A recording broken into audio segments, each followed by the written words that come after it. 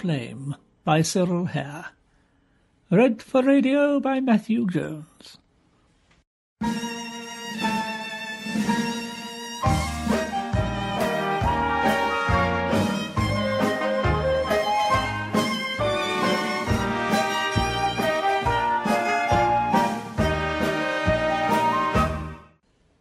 To commit a murder on a bank holiday at a popular seaside resort in broad daylight argues a good deal of courage, of a sort. But courage was the one good quality in which Jack Saunders was not deficient. In fact, when he began to make his plans for the elimination of Maggie, he soon realized that, as so often happens, the boldest course was the safest. In some ways he genuinely regretted the necessity of what he was about to do, but once he had recognized that Maggie was an insurmountable obstacle to his career, he firmly put any useless repining to one side. A phrase from a bit of poetry learned by heart at school, must have been the last term before he was expelled, came faintly back to his memory. Something about rising on stepping stones of our dead selves to higher things. It seemed oddly appropriate, with this important difference that it was on the stepping stone of Maggie's dead self that he proposed to rise. As to the higher things, they, of course, were represented by Mary Rossiter. Mary and her money, and her absurdly gullible family, who had taken him at face value and accepted him as Mary's fiancé without making the smallest inquiry into his past. Saunders could not but grin when he thought of the Rossiters. They would be sailing back to Australia once they had seen their daughter wedded to the gentlemanly Englishman who had been so kind and useful to them during their visit to the old country. They were in Paris now, buying Mary's trousseau, and he was to join them there for a little holiday, at their expense, of course. Once the wedding was over, they would not trouble him, but Maggie would. Maggie, with her prison record as an expert sneak thief and pickpocket, and, what was worse, her knowledge of his prison record. It had been all that he could do to keep her in the background while he was cultivating the acquaintance of the Rossiters. Already she'd tried a little gentle blackmail. Decidedly there was not room in his life for Maggie and Mary. And so to Bank Holiday, the day on which Saunders was to sail to meet the Rossiters in Paris, the day which he had decided as Maggie's last.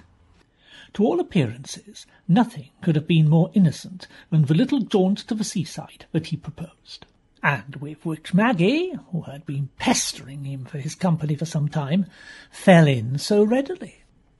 Nothing more innocent than the elderly family saloon in which they pottered in an endless string of other elderly family saloons along the road to the coast that morning.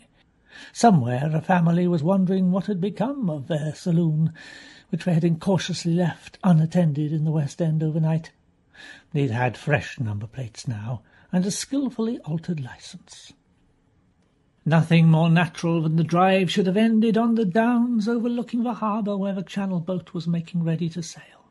And if a couple in the car chose to recline on the back seat very close in each other's arms, well, could anything be more natural than that? There was a sharp breeze blowing in from the sea across the top of a hill, and the car was only one of dozens parked nearby, occupied by other couples similarly employed. A flight of jet aircraft streamed overhead. Under cover of the sound, Saunders slipped out of the car.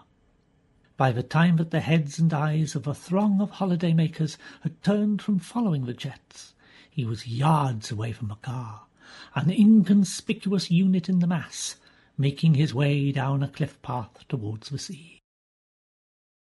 It had been extraordinarily easy, he told himself, so easy that he felt almost apologetic towards the girl who had allowed herself to be snuffed out with so little trouble. She had guessed, as he had expected that she would, that this bank holiday outing was in the nature of a farewell, but, as he had not expected, she had not made a scene when she realized it. She merely murmured that he'd never leave her. He'd be back. He wished there had been an argument. He had braced himself for a quarrel. But the foul-mouthed little thief had been sweet forgiveness itself. She only asked for a last kiss. And what a kiss! Saunders's lips still tingled with it as he strode nonchalantly along. But it had made things childishly simple, of course. A commando training in unarmed combat qualified a man to do harder things than squeeze the life out of a girl already limp and helpless in one's arms. It was simply a matter of remembering one's instructions about pressure points. All the same, it was a pity.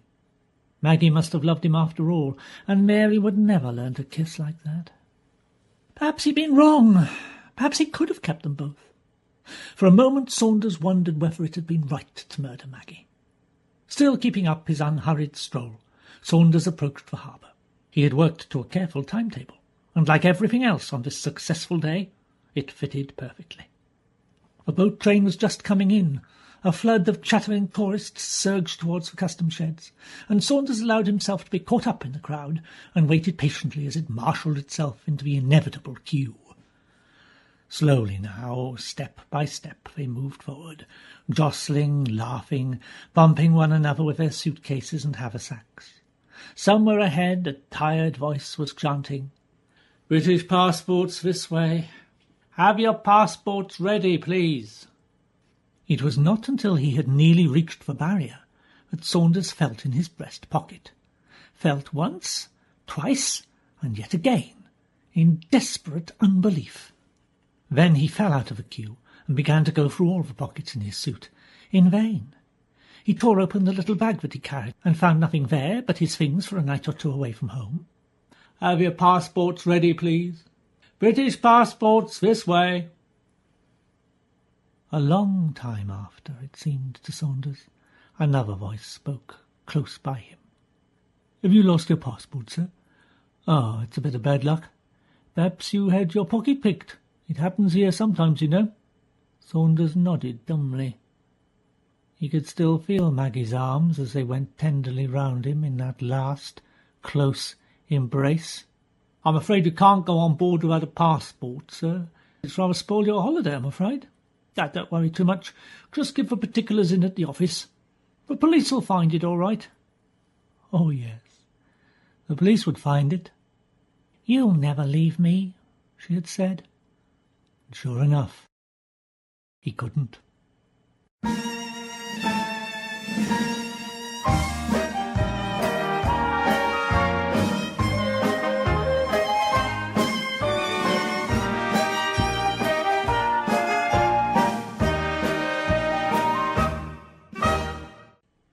You have been listening to Old Flame by Cyril Hare, read by Matthew Jones. It was an MJam from London audio presentation.